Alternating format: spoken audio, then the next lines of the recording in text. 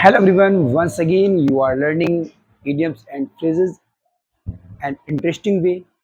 आप सीख रहे हैं idioms and phrases को बहुत ही इंटरेस्टिंग वे में और आई होप आपको idioms and phrases समझ आ रहे होंगे। आप आई थिंक मुझे लगता है आप सेंटेंस भी बनाना जो है सीख रहे होंगे कि आप थोड़ा थोड़ा सेंटेंस बनाना भी सीख रहे होंगे। तो उसी को कंटिन्यू करते हुए कुछ और idioms and phrases आपके लिए इंपॉर्टेंट है यहाँ पर। तो आइए देखते हैं। तो सबसे पहला idiom है आपका टर्न अ डीफ ईयर। देखो, turn a deaf year, turn a deaf year. अक्सर आपने देखा होगा कि कई बार क्या होता है, जो छोटा बच्चा होता है, शरारती बच्चा होता है, वो क्या करता है कि जब उसके पापा या कोई ऐसा व्यक्ति जो घर में बड़ा है, जब उसको डांटता है या फिर पीटता है, कुछ भी ऐसा करता है, तो वो क्या करते हैं, अपने कान को बंद कर लेते हैं। ठीक है, या फिर मतलब अपने फेस को टर्न कर लेगा। ठीक है ना, तो मतलब ऐसा ऐसा वो शो करता है कि वो कुछ भी तो आपकी बात को सुन नहीं रहा है। ठीक है ना, वो आपकी बात को सुन नहीं रहा है। और ऐसा जब भी कोई करेगा तो इट मीन्स क्या करेगा, सामने वाले की तरफ उसका कोई भी अटेंशन नहीं होगा। It means not to pay attention. एक तो ये कि उनकी बातों पर ध्यान ना देना, और दूसरा ये कि रिफ्यूज टू लिसन, यानी कि उसकी बात को ना सुनना, इग्नोर करना, सामने वाले को क्या करना, इग्नोर करना। ठीक है, तो इग्नोर करने के सेंस में, अटेंशन ना होने के सेंस में, इन सारे सेंस में हम यूज करते हैं टर्न अ डीफ ईयर। ठीक है, तो अगर एग्जांपल की बात करें तो आप कह सकते हैं कि teacher explained maths teacher explained everything, but all the students turned a deaf ear, turned a deaf ear। यानी कि मैथ्स के टीचर ने सब कुछ एक्सप्लेन किया, लेकिन सारे बच्चे क्या कर रहे थे, सारे बच्चे उनकी ओर ध्यान नहीं दे रहे थे, उनको क्या कर रहे थे, इग्नोर कर रहे थे। सारे बच्चों ने टीचर को क्या किया, इग्नोर किया। ठीक है, turn up once knows, turn up once knows. आपने देखा होगा कि अक्सर कई बार ऐसा होता है कि आपने घर में पूछा कि मम्मा आज क्या बना है, तो मम्मा ने बताया कि आज भिंडी बनी है, करेला बना है। ठीक है, जो आप बिल्कुल पसंद नहीं करते हो, तो आप क्या करते हो, कोई ना कोई एक्सप्रेशन देते हो ये शो करने के लिए कि भैया मुझे पसंद नहीं है। ठीक है, आप उसको लाइक नहीं कर रहे हो। ठीक है, या फिर आप उस चीज़ को रिजेक्ट कर रहे हो।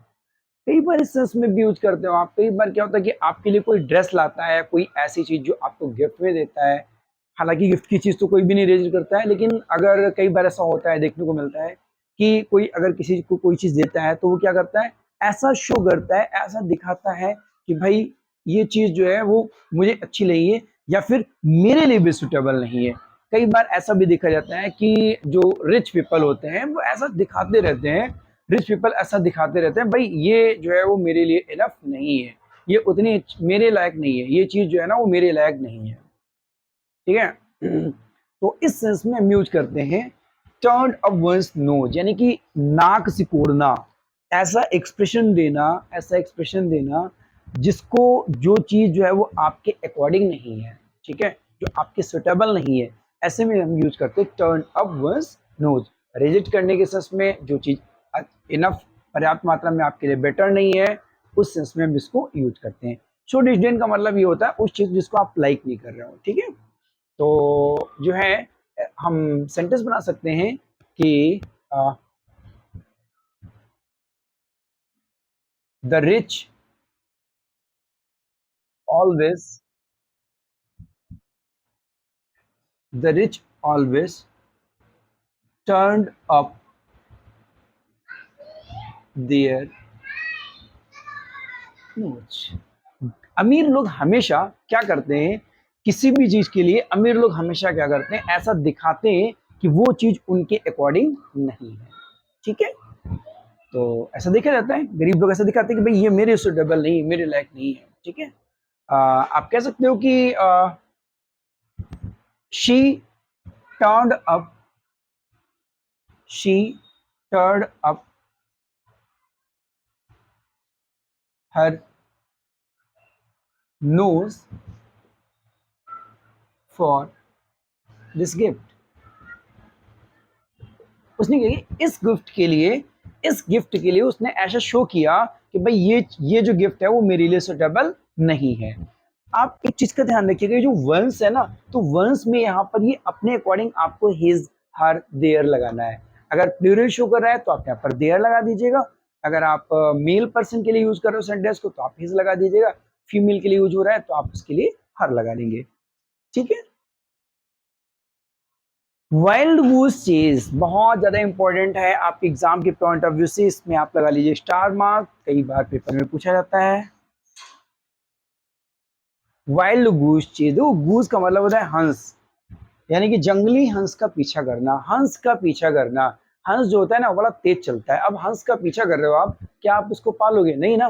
तो मतलब किसी ऐसे के पीछे भागना जिसमें आपका समय बर्बाद हो, किसी ऐसी चीज के पीछे भागना जिसमें आपका समय बर्बाद हो, ठीक है। तो मतलब जो आपका टाइम का जो वेस्ट होना है, समय का जो वेस्ट होना है और हाथ में कुछ ना लगना है, उसी को हम कहते हैं क्या? वाइल्ड गूस चेस कहते हैं, ठीक है।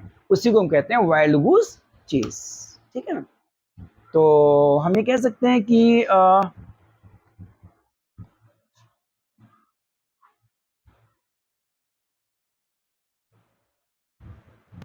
he studies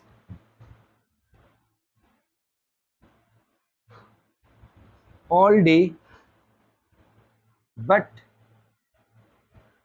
he could not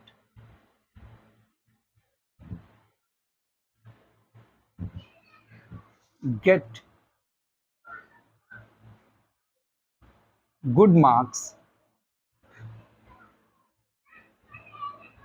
in exam, so it was a wild goose chase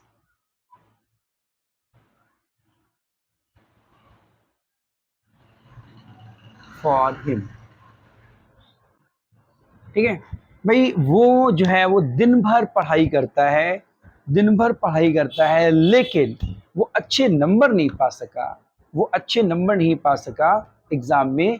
इसलिए ये जो था उसके लिए एक ऐसा प्रयास था, ऐसा एफर्ट था जो उसके लिए क्या था? फ्रूटलेस था, जिसमें कोई रिजल्ट नहीं था। फ्रूटलेस का मतलब एक ऐसा एफर्ट जिसमें आपको कोई रिजल्ट ना मिले, ठीक है, कोई रिजल्ट ना मिले, उसे हम क्या कहेंगे? Wild goose chess.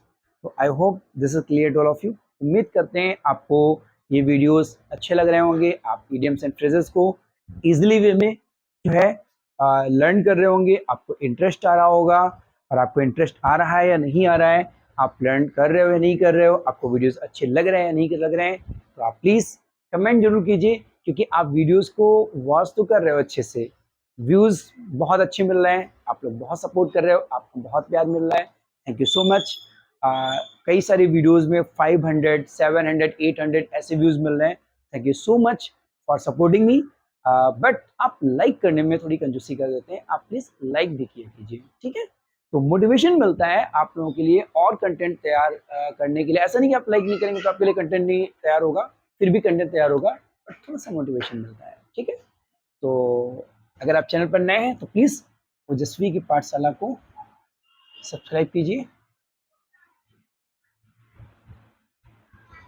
ठीक है, और प्रेस द बेल आइकॉन, ताकि आपको जो नोटिफिकेशन है वो टाइम टू टाइम मिलता रहे। मिलते हैं नेक्स्ट लेक्चर में, तब तक के लिए थैंक्स फॉर वॉचिंग।